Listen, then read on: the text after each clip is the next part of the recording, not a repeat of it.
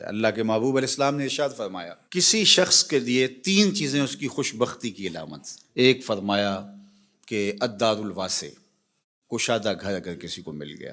دوسرا المرکب الحنی، تیز رفتار سواری، اس زمانے میں گھوڑے ہوتے تھے، آج اچھے ماڈل کی گاڑی آپ کہہ لیں۔ اور تیسرا فرمایا المرأۃ الصالحہ، نیک عورت۔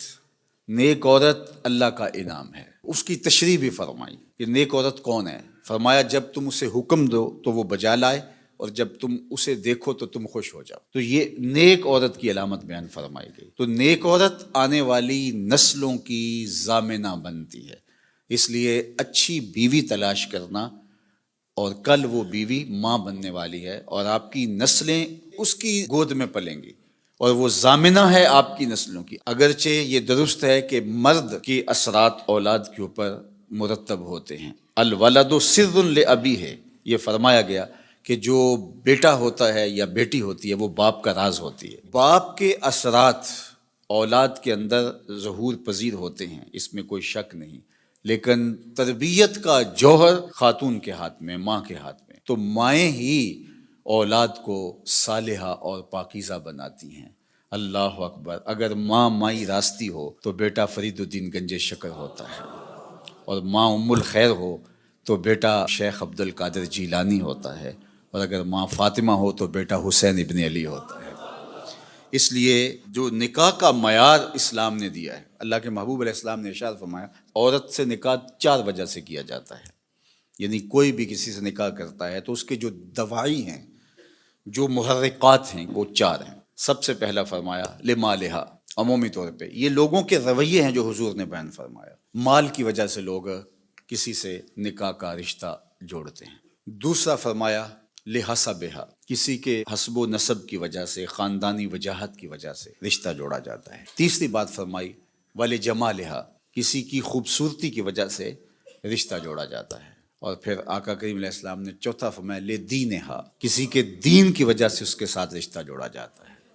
پھر آقا کریم نے فرمایا کہ تم اپنے غلاموں کو تلقین فرمائی کہ تم نکاح کرتے ہوئے دین دیکھا کرو۔ اللہ اکبر! دین کی بنیاد پر، ہاں اگر باقی چیزیں بھی دین کے ضمن میں آئیں، دیندار خاتون صاحب جمال بھی ہو، صاحب کمال بھی ہو، صاحب مال بھی ہو، حسب و نسب کے اعتبار سے بھی وہ اعلیٰ مرتبے پہ فائز المرام ہو، تو یہ اچھی بات ہے، مل جائے۔ لیکن پہلی چیز جو ہے اس کا دین ہے، چونکہ اگر خاتون دیندار ہوگی تو نسلوں میں دین پھیلے گا۔